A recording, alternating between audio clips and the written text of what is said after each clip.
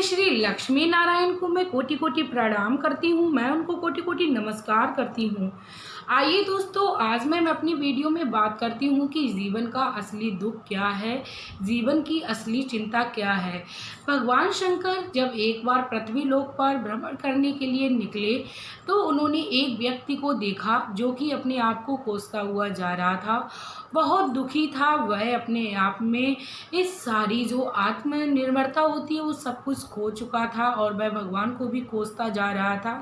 तब भगवान शंकर ने एक भिक्षु का रूप लिया और उसे असली दुख का कारण बताया। दोस्तों, यदि आप भगवान भोलेनाथ से प्रेम करते हो तो वीडियो को आप पूरी समाप्त होने तक देखें। बीच में वीडियो छोड़ने का मतलब है भगवान भोलेनाथ का अनादर कर रहे हैं। यदि आपको किसी कारणवश वीडियो छोड़ के जाना पड़े तो आप अभी वीडियो को छोड़ दीजिए, लेकिन वीडियो को यदि आप देख रहे हो तो आप पूरी वीडियो को देखिए। इस वीडियो को देखने मात्र से, इस कहानी को देखने मात्र से आपको जीवन जीने की जो शैली है वो बहुत ही अच्छे से आ जाएगी। इसके साथ ही दोस्तों, इस वीडियो को, इस भगवान भोलेनाथ की कहानी को सुनने के बाद आपकी मनोवांछित जो भी फल की इच्छा है वो अवश्य पूर्ण होगी। दोस्तों, एक समय की बात है कि एक गांव में रमेश नाम का एक व्यक्ति रहता था और वह बहुत ही ज़्यादा दुखी था। वह अपने आप को हमेशा ही कोसता रहता था। उसके परिजन भी हमेशा ही उसको कोसते रहते थे और हमेशा ये कहते थे कि तुम्हारे साथ के लोग जो हैं वो काफ़ी ज़्यादा उन्नति कर चुके हैं और तुमने अपने जीवन में अभी तक कुछ भी नहीं किया। दोस्तों, यहाँ तक कि वो जब भी किसी के सामने जाता था तो अपना चेहरा छुपा लेता था और ये ऐसा बर्ताव उसके साथ होता था जिससे उसे बहुत ही ज़्यादा दुख होता था। उसके माता पिता भी यहाँ तक उसको काफ़ी ज़्यादा अपशब्द कहने लगे थे। यहाँ तक कि उसके जितने भी दोस्त थे वह व्यापार के मार्ग में या उन्नति के मार्ग में उससे काफ़ी आगे निकल गए थे। दोस्तों, हर एक माता पिता चाहते हैं कि उसका बेटा उन्नति करे और आगे बढ़े। दोस्तों, वह जब भी कहीं जाता था तो अपना मुंह छुपता छुपाता हुआ जाता था, क्योंकि हर व्यक्ति का एक ही सवाल रहता था कि तुम अपने जीवन में कब कुछ करोगे। दोस्तों, उसका एक ही जवाब रहता था कि मैं कोशिश तो कर रहा हूँ। यहाँ तक कि उसने ये भी सोच लिया था कि मेरी हाथ की रेखाओं में कुछ भी नहीं है, मैं अपने जीवन में कुछ भी नहीं कर पाऊँगा। ऐसा सोचता हुआ वो अपने चेहरे को छुपता छुपाता हुआ एक मार्ग में जा रहा था। तभी उसने एक बौद्ध भिक्षु को देखा जो कि अपने शिष्यों को उपदेश दे रहे थे। वह अपने शिष्यों को बता रहे थे, यदि आप जीवन में असली दुख जानना चाहते हो तो आप अपने दुख को गुरु बनाइए, आप अपने मन को एकाग्र करिए। जब भी आप अपने ये दुख को गुरु बना लोगे तो आप जीवन के उस मार्ग पर पहुँचेंगे जिसका जवाब कहीं आपको नहीं मिला था। इनकी ये बात सुनकर रमेश बौद्ध भिक्षु के पास पहुँचे और बोले कि हे महात्मा, अभी आप अपने शिष्यों को अपने दुख को गुरु बनाने की प्रेरणा दे रहे थे। ऐसा कैसे? कोई अपने दुख को गुरु कैसे बना सकता है? अपने दुख से कोई प्रेरणा कैसे ले सकता है? तब उसने अपने सारे जीवन का हाल उस बौद्ध भिक्षु को बताया। बोला, हे महात्मा, मैं जहाँ भी जाता हूँ लोगों की तानों के सिवा मुझे कुछ भी नहीं मिलता है। लोग मुझसे सिर्फ और सिर्फ एक ही सवाल करते हैं कि मैं अपने जीवन में आखिर कब कुछ करूँगा। तो लोगों की बात सुनकर मैं अपने जीवन से बहुत ही ज़्यादा दुखी हो चुका हूँ। हे महात्मा, आप मुझे मार्गदर्शन करिए और आप मुझे कृपा करके ये बताइए कि आखिर हम अपने दुख को गुरु कैसे बनाएं। महात्मा रमेश की बात सुनकर बहुत ही ज़्यादा मन ही मन प्रसन्न हो रहे थे और महात्मा बोले, बेटा, जब तुम्हारे जीवन में असली दुख आए तब तुम मेरे पास आना। यह बात सुनकर रमेश बहुत ही दुखी हुआ और बहुत ही दुखी मन से वहाँ से चल दिया। तब वह महात्मा की बात को ध्यान में करते हुए जा ही रहा था रास्ते में, तो उस रमेश ने सोचा कि जब मेरे घर वाले, मेरे माता पिता नहीं मुझको समझ पाए तो ये बौद्ध भिक्षु क्या हमको समझेंगे। ऐसा सोचकर वह अपनी आंखों से आंसू पोंछकर अपने घर की ओर चला गया। उसने अपने मन में विचार बनाया कि अब मैं अपनी दुनिया में कुछ करके दिखाऊंगा।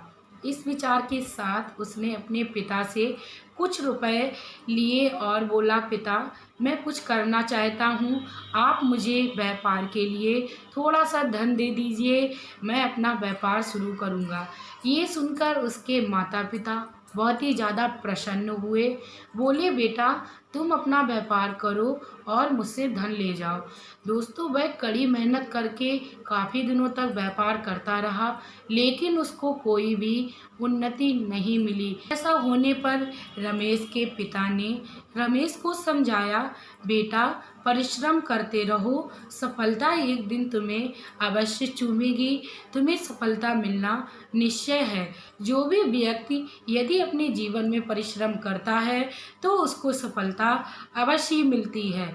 दोस्तों, पिता की बात को मानकर रमेश अपने जीवन में आगे चलता रहा और उसने एक दिन अपने व्यापार में वह उन्नति हासिल की कि वह अपने राज्य का बहुत बड़ा व्यापारी बना और वह अपने राज्य में जाना माना एक हस्ती बन गई। उसकी हस्ती बनने के साथ साथ उसके कई दोस्त बन गए, कई उसके प्रियजन बन गए। रमेश के दोस्त ने रमेश को समझाया कि दोस्त, अब तुम बहुत बड़े व्यापारी बन गए हो, क्यों ना अब तुम इस स्तर से व्यापार करो कि तुम्हारा जो व्यापार है पूरे राज्य में विख्यात हो जाए। क्या पता इस राज्य का राजा तुमसे स्वयं मिलने आए। इसके साथ ही राज्य में जो राजा राज्य कर रहा है, हो सकता है उसको वक्त पड़ने पर पैसे की ज़रूरत पड़े और तुमसे मांगने आए। दोस्त की बात सुनकर रमेश बहुत ही ज़्यादा खुश हो गया और उसने सोचा कि दोस्त की बात मानकर क्यों ना हम अपने व्यापार को और भी आगे बढ़ाएं। दोस्तों, उसने व्यापार को आगे बढ़ाने के लिए काफ़ी ज़्यादा ऋण अपने राज्य के लोगों से ले लिया, अपने मित्रजनों से ले लिया। यहाँ तक कि उसके जो कार्य करने की प्रणाली थी वो बहुत ही ज़्यादा तीव्र हो गई। वो ये भी सोचना भूल गया था क्या सही क्या गलत। उसने अपने व्यापार को आगे बढ़ाने के लिए अपने से छोटे जो भी व्यापारी थे उनके साथ षड्यंत्र करना शुरू कर दिया। इसके साथ ही दोस्तों, वह आगे बढ़ने के लिए अपने माल की गुणवत्ता भी ख़त्म करता गया। ऐसा करने के साथ साथ दोस्तों, उसका जो व्यापार था जो कि बहुत अच्छा चल गया था, वह फिर से चौपट हो गया। दोस्तों, वह रमेश इतना ज़्यादा दुखी जीवन में होकर इतना ज़्यादा हताश हो गया कि उसके रातों की नींद उड़ गई। उसने अपने अंदर के धैर्य और धीरज को ख़त्म कर दिया। लेकिन एक समय जब वह अपने रथ पे सवार होकर एक मार्ग में जा रहा था, उस मार्ग में उसे बिच्छू का आश्रम मिला। जब वह बौद्ध बिच्छू से मिला तो बौद्ध बिच्छू ने उससे पूछा, बेटा तुम इससे पहले जब आए थे तब तुम बहुत दुखी थे, लेकिन अब तुम्हारा क्या हाल है? तो तुमने मुझसे क्या शिक्षा ली थी या अपने जीवन में क्या सीखा? महात्मा की बात सुनकर रमेश बोला, महाराज जब मैं आपके पास पहली बार आया था तब मैंने ये शिक्षा ली थी कि जीवन में सिर्फ सपने देखना ही हमें सफलता नहीं देते, बल्कि हमें सपने देखने के साथ साथ कोशिश करने के साथ साथ कर्म भी करना चाहिए। क्योंकि मैं पहले सिर्फ और सिर्फ अपने जीवन के बारे में सोचता था और कोई भी कर्म नहीं करता था, इससे मैं दुखी था। रमेश की बात सुनकर महात्मा मनी मन बड़े प्रसन्न हुए और रमेश ने अपने बिजनेस में जो कि घाटा चल रहा था उसका भी सारा वृतांत महात्मा को बताया। तब महात्मा मनी मन मुस्कुराए, बोले, बेटा अब तुम्हारे जीवन में इससे बड़ा दुख जब आए तब तुम मेरे पास आना। लेकिन वह महात्मा की बात सुनकर बहुत ही ज़्यादा दुखी हुआ। रमेश के हाथ में एक घड़ा दिया, बोले, इसे तुम यहीं पर अपने पैरों के नीचे दबा दो, जब मुझे ज़रूरत होगी तब मैं इस घड़े को निकाल लूँगा। महात्मा की बात सुनकर रमेश फिर से अपने घर की ओर प्रस्थान किया। लेकिन रमेश जब घर की ओर आ रहा था तो वह रास्ते में सोच रहा था कि मैंने जो ऋण लिया है वह अपने रिश्तेदारों से लिया है, अपने मित्रों से लिया है, तो वह ऋण लेने में या मुझसे दिया हुआ रुपए लेने में कोई जल्दबाजी नहीं करेंगे, क्योंकि वह मेरे अपने हैं। ऐसा सोचने के साथ वह अपने व्यापार फैक्ट्री में पहुंचा। तो सबसे पहले जो मांगने वालों की भीड़ में जो लाइन में खड़ा था वो उसके मित्र थे। उसके मित्र उससे ऋण मांगने लगे, यहाँ तक कि ये भी कहने लगे कि यदि ऋण तुमने मुझे समय पर नहीं दिया तो मैं तुम्हें मार डालूँगा। ये सुनकर रमेश बहुत ही ज़्यादा दुखी हुआ और उसके जीवन पर आन पड़ी थी। उसको उस समय कुछ भी नहीं सूझ रहा था। उसने सोचा कि मैं अब क्या करूं। वह अपने माता पिता के पास पहुंचा और अपने पिता को सारा वृतांत बताया। बोले, पिता, मैं बहुत ही ज़्यादा परेशान हूँ। आप मेरे दुख का उपाय बताइए और मुझे कुछ थोड़ा सा धन दे दीजिए, क्योंकि मैं व्यापार में फेल हो चुका हूँ और मुझे कोई भी मार्ग नहीं दिख रहा है। यह सुनकर रमेश के माता पिता उससे बोले, बेटा, मेरे पास रहने के लिए सिर्फ और सिर्फ ये एक घर है। यदि ये भी मैंने तुम्हें दे दिया तो मैं रास्ते पर भीख मांगने की हालत में आ जाऊंगा। दोस्तों, रमेश ये सुनकर बहुत ही हताश हुआ। उसे लगा मानो कि उसके जीवन में दुख का कोई अब उपाय नहीं है। यह सोचकर वह बहुत ही ज़्यादा दुखी हुआ, यहाँ तक कि उसने अपने जीवन को ख़त्म करने के लिए सोच लिया। वह अपने जीवन के बारे में और अपने भाग्य के बारे में सोचता ही जा रहा था और एक पहाड़ी पर चढ़ रहा था। वह अपने आप को ख़त्म करने के लिए सोच ही रहा था। तब उसको याद आया कि उससे बौद्ध भिक्षु ने एक बात बोली थी कि बेटा, जब तुम असली मुसीबत में हो, असली दुख में हो, तब तुम मेरे पास आना। तो वह यह बात सोचकर फिर से उस बौद्ध भिक्षु के पास पहुँचे और बोले, महाराज, मैं बहुत ही ज़्यादा दुखी हूँ। मेरे जो मित्र जो मेरी सफलता के समय मेरे साथ खड़े थे, वह आज मुझसे मार डालने की बात कर रहे हैं और मुझसे ऋण मांग रहे हैं। लेकिन महाराज, मैं आज इतना अपने व्यापार में फेल हो चुका हूँ कि मेरे पास अब उनको देने के लिए कुछ भी नहीं है। यहाँ तक कि मेरे माता पिता ने भी मुझे संपत्ति देने से इनकार कर दिया। बौद्ध भिक्षु रमेश की बात सुनकर बोले, बेटा, जब तुम इससे पहले आए थे तो तुमने अपने जीवन से क्या प्रेरणा ली? रमेश बोला, महाराज, मैंने अपने जीवन में ये प्रेरणा ली कि जीवन में अपने संग कोई नहीं देता है, अपना कोई नहीं है। समय आने पर सब अपना रंग दिखाते हैं। कोई किसी का यहाँ मित्र नहीं है, कोई किसी का कोई अपना नहीं है। ये मैंने अपने जीवन से सीख ली। मेरे मित्र जो मेरी सफलता के समय मेरे साथ खड़े थे, जिस समय मैं असफल होने लगा, वह मेरा साथ फिर से छोड़ने लगे और बोले, बेटा, जब तुम्हारे जीवन में असली दुख आए तब तुम आना। यह बात सुनकर रमेश के सब्र का बांध टूट गया। उसने पूछा, महाराज, यह मेरे जीवन में इतना बड़ा दुख चल रहा है, आप कह रहे हो कि और बड़ा दुख आए तब तुम मेरे पास आना, और इससे बड़ा दुख और मेरे जीवन में क्या होगा? तब रमेश की बात सुनकर महात्मा ने बोला कि मैंने तुम्हें कुछ समय पहले एक घड़ा दिया था, उसे खोदकर फिर से निकालो। और इसके साथ ही महाराज ने उसे घड़ा तो दे दिया, लेकिन ये भी बोल दिया कि बेटा, जब तुम्हारे जीवन में असली दुख आए तब तुम मेरे पास अवश्य आना। महाराज की बात सुनकर रमेश बहुत ही ज़्यादा मन ही मन विचलित हो गया कि मेरे पास इससे बड़ा दुख और क्या आएगा। लेकिन वह मन ही मन ये भी सोचने लगा कि महात्मा ने मुझे जो धन और घड़ा दिया है, उसमें जो सोने के सिक्के भरे हैं, उससे मैं अपने मित्रों के ऋण को चुका दूंगा और अपने माता पिता के लिए भी संपत्ति एकत्रित कर दूंगा। यह सोचता हुआ वह अपनी व्यापार की ओर चला गया। उसने व्यापार में वापस आकर जो ऋण अपने मित्रों से लिया था वह महात्मा के दिए हुए सिक्कों से चुका दिया और इसके साथ ही वह दोबारा से व्यापार करने लगा, लेकिन पूरे धैर्य और पूरे ईमानदारी से। क्योंकि उसने एक बार अपने जीवन में चोट खाई थी, इसीलिए उसने महात्मा की बात मानकर दोबारा जब अपना व्यापार किया तो पूर्ण लगन के साथ, पूरी श्रद्धा के साथ, पूरी ईमानदारी के साथ उसने व्यापार किया और वह बहुत ही बड़ा व्यापारी फिर से बन गया। वह अपना जीवन इसी तरह खुशी खुशी बिता ही रहा था कि अचानक से उसके जीवन में एक और बड़ा तूफान आ गया। उसके जीवन में जो तूफान आया था वह इस बार बहुत ही ज़्यादा बड़ा और भयंकर था।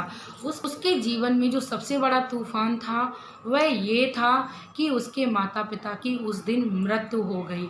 वह अपने माता पिता से बहुत ही ज़्यादा प्रेम करता था और वह माता पिता को अग्नि देकर घर लौटा। उसने अपनी आँखों को चारों तरफ घुमाया तो देखा घर में चारों तरफ सन्नाटा फैला हुआ है और जिस संपत्ति के लिए लोग आपस में मरे लड़े जा रहे थे, आज उस संपत्ति को रखने के लिए कोई भी नहीं है। वह अपने मन में बहुत ही ज़्यादा दुखी और व्याकुल हो गया। उसको उसके मन में धीरज नहीं मिल रही थी। वह बहुत ही ज़्यादा अशांत हो गया। रमेश मन ही मन सोचने लगा कि अब इस संपत्ति का क्या होगा। वह इतना ज़्यादा दुखी था कि वह सोचने के क्रिया में नहीं था।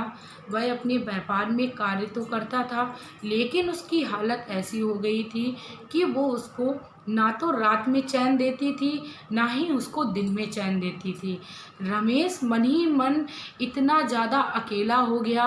उसके मन में सिर्फ और सिर्फ अब एक ही सवाल चल रहा था कि जिसके लिए मनुष्य इतने अपने जीवन भर संघर्ष करता है, वह आज सब पड़ी की पड़ी रह गई और मनुष्य भी नहीं है, लेकिन उसकी देख रेख अब कौन करे।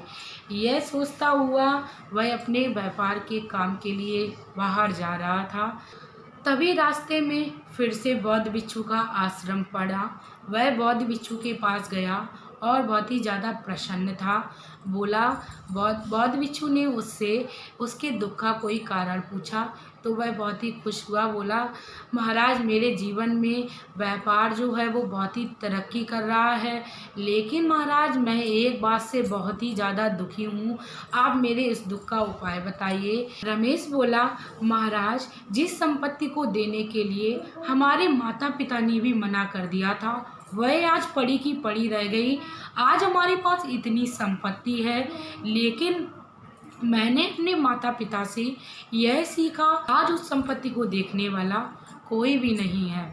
महात्मा रमेश की बात सुनकर फिर से मुस्कुराए और बोले, बेटा, जीवन में जीवन और मृत्यु ये तो होना निश्चय है। कोई भी इस संसार में रहने के लिए नहीं आया है, जो भी आया है उसका जाना भी निश्चय है। जीवन और मृत्यु जीवन के दो पहलू हैं जिसको हर मनुष्य को पूर्ण करना है।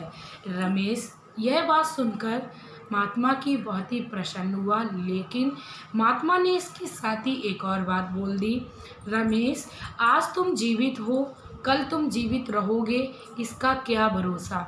महात्मा की ये बात सुनकर ही रमेश अपने मन में और ही ज़्यादा व्याकुल हो गया। बोले, महात्मा, अभी तो मेरी कुछ उम्र भी नहीं है, अभी मैंने कुछ देखा नहीं है, मैं अपने जीवन में अभी और उन्नति करना चाहता हूँ। आप ये कैसे बोल रहे हो कि मेरी क्या पता कल ही मृत्यु हो जाए। महात्मा की बात सुनकर उसके मन में उथल पुथल हो गई। महात्मा बोले, बेटा, मृत्यु जरूरी नहीं है बूढ़े लोगों को आए। कभी कभी ऐसा होता है कि बूढ़े माँ बाप बैठे रहते हैं और उनके बच्चों की मृत्यु हो जाती है। बूढ़े माँ बाप के लिए इससे बड़ा सदमा और दुख क्या होगा। रमेश महात्मा की बात सुनकर इतना ज़्यादा व्याकुल हुआ, लेकिन रमेश उनको प्रणाम कर कर अपने घर की ओर निकला। लेकिन वह घर जाने के साथ साथ इतना ज़्यादा व्याकुल था कि उसको कहीं भी खड़े बैठे चैन नहीं मिल रहा था, क्योंकि महात्मा ने उससे बोल दिया था कि अब तुमको क्या पता कि तुम्हारी मृत्यु किस दिन हो जाए। यह बात सुनकर बहुत ही ज़्यादा रमेश दुखी हुआ और उसका कार्य करने में कहीं भी मन नहीं लग रहा था। वह पुनः से उसी कंडीशन में आ गया और वह इतना दुखी रहने लगा कि उसका जो कोई भी मित्र नहीं रहा। वह इतना अपने आप में अकेलापन महसूस करने लगा कि उसके दुख का कोई भी उपाय उसको नहीं सूझ आ रहा था। तब वह महात्मा के पास दोबारा से गया, बोला, महाराज, हे महात्मा, आप मेरे इस दुख का उपाय बताइए। आपने मुझसे बोला कि क्या पता तुम्हारी जीवन में मृत्यु हो जाए। यह सुनकर महात्मा मन ही मन मुस्कुराए, बोले, बेटा, जीवन में मृत्यु और जीवन दोनों ही निश्चय हैं। यदि तुम्हारे मन में मृत्यु को लेके भय है तो यह तुम्हारे अंदर बहुत ही गलत भय चल रहा है। बेटा, इस संसार में जो भी आया है उसका जाना निश्चय है। दोस्तों, तब महात्मा की बात सुनकर रमेश ने एक बार फिर से उस बौद्ध भिक्षु से प्रार्थना की, हे बौद्ध भिक्षु, आप मेरा मार्गदर्शन करिए और मेरे अंदर चल रहे उथल पुथल का कोई उपाय और निष्कर्ष निकालिए। तब महात्मा ने रमेश को बड़े ही शीघ्रता के साथ अपने पास बिठाया और बहुत ही शांति से उसको इतने प्यारे वचन दिए कि दोस्तों, यदि कोई भी अपने जीवन में इस बात को उतार लेता है तो वह अपने जीवन में कभी भी दुखी नहीं होता है। बौद्ध भिक्षु रमेश के सर पर हाथ कर फेर कर बोले, बेटा, मनुष्य का जो शरीर है, मनुष्य का जो जीवन है, वो बहुत ही ऊर्जावान है। भगवान जब मनुष्य के इस शरीर को बनाते हैं तो ऊर्जा से भरकर इस संसार में भेजते हैं, लेकिन इस संसार में आते ही मनुष्य मोह माया में पड़कर अपने इस जीवन को अस्त व्यस्त कर लेता है, अपनी ऊर्जा को अस्त व्यस्त कर देता है। मनुष्य का जो मन है वो स्थिर नहीं रहता। मनुष्य कभी इस प्रेम में पड़ जाता है तो कभी उस प्रेम में। कभी भी मनुष्य को प्रेम में नहीं पड़ना चाहिए, अपनों के मोह माया में नहीं पड़े तो व्यक्ति अपने जीवन में खुश रहेगा। लेकिन व्यक्ति अपने अंदर की ऊर्जा को नहीं पहचानता है, यही उसके दुख का सबसे बड़ा कारण है। दोस्तों, महात्मा की बात सुनकर रमेश ने सवाल किया, तो महाराज, मुझे इसका कोई उपाय बताइए और मुझे कोई एक ऐसा उपाय बताइए जिससे जीवन में असली सुख मिल सके। तो महात्मा बोले कि आप अपने मन को एकाग्र रखिए, आप अपने धन को इकट्ठा ना करिए, आप ऐसा ना करिए कि आप अपने जीवन में इतने ज़्यादा व्यस्त हो जाएं कि प्रभु नाम को ही भूल जाएं, अपने जीवन में कार्य क्रिया को भूल जाएं। आप कार्य क्रिया करिए। भिक्षु की बात सुनकर रमेश ने बौद्ध भिक्षु से सवाल किया कि हे महात्मा, तो क्या हमें जीवन जीने के लिए अपने धन को इकट्ठा नहीं करना चाहिए या अपने प्रियजनों से प्रेम नहीं करना चाहिए? तो बौद्ध भिक्षु ने जवाब दिया, बेटा, जीवन में जो सुख दुख है वो सिक्के के दो पहलू होते हैं। हर व्यक्ति को अपने जीवन में जरूर भोगने पड़ते हैं। इसके साथ ही जब व्यक्ति अपनी परिस्थितियों से गुजर रहा होता है और हर व्यक्ति के जीवन में अच्छी और ख़राब परिस्थितियां आती हैं, लेकिन उसको दुख नहीं बोलते हैं।